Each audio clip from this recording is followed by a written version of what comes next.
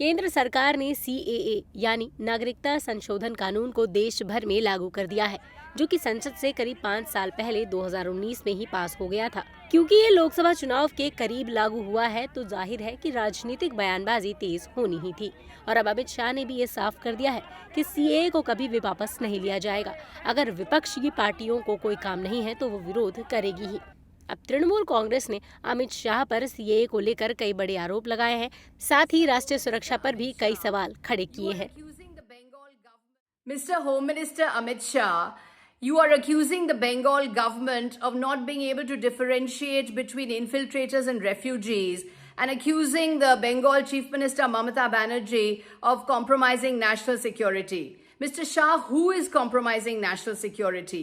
On the eve of elections, after 4 years and 3 months, you have brought in the CAA, a law which the United Nations itself calls discriminatory, a law which recognizes citizenship based on religion. You have brought this in on the eve of elections to create chaos and division. Clearly, Mr. Shah, your Viksit Bharat rhetoric is not working, which is why you are bringing in these openly hateful and divisive laws to polarize India in order to win votes. CAA लागू हुए कुछ ही दिन हुए हैं और अलग अलग जगहों पर समर्थन और प्रदर्शन का दौर जारी है। प्रदर्शन इसीलिए क्योंकि अरविंद केजरीवाल ने ये कह दिया कि बाहर से आए लोगों से वारदातें बढ़ेंगी। आपके घर के पास मैं पूछना चाहता हूँ, देश के लोगों से, अगर आपके घर के पास पाकिस्तानी आके झुग्गी लगा के बैठ गए, आप पसंद करोगे? कितने लोग पसंद करेंगे? बांग्लादेश से, पाकिस्तान से अगर झुग्गी लगा के आपके, पता नहीं वो कौन लोग हैं, क्या हैं, सारी कानून व्यवस्था चरमरा जाएगी। चोरियां, डकैतियां, बलात्कार बढ़ेंगे हमारे देश के अंदर, पूरी कानून व्यवस्था, और पता नहीं कैसे कैसे लोग आएंगे वहां पे। सुरक्षा व्यवस्था, हमारे देश की सुरक्षा व्यवस्था का क्या होगा? चारों तरफ दंगे फैल जाएंगे। ये क्यों लाए हैं कानून? बता रहे हैं बीजेपी केवल अपना वोट बैंक बनाना चाहती है, 1-1.5 करोड़ लोगों को लाके, और अपना बीजेपी अपना वोट बैंक बनाना चाहती है। अब इस पर भारतीय जनता पार्टी के नेता मनोज तिवारी ने कहा है कि CAA का विरोध कर अरविंद केजरीवाल ने ये साबित कर दिया है कि वो हिंदू, बौद्ध, सिख, जैन, ईसाई, पारसी के शत्रु हैं। क्या हो गया है आपको? आप इतना गिर जाएंगे, ये दिल्ली की जनता ने और देश के लोगों ने सोचा नहीं कभी।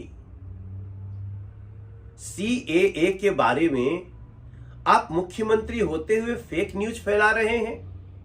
वो लोग जो वहां बहुत प्रताड़ित हो रहे थे, जिनकी बहन बेटियों का बलात्कार हो रहा था, जिनके जीवन जीना दूभर हो रहा था, उन्होंने अपने प्राण बचाने के लिए, अपनी इज्जत बचाने के लिए, अपने बच्चों को बचाने के लिए भारत में प्रवेश कर गए, और वो यहां दयनीय जिंदगी जी रहे थे। उनको नरेंद्र मोदी जी ने, मोदी सरकार ने CAA लाकर उनको नागरिकता देने का काम किया है, और आप उनसे इतना नफरत करते हैं।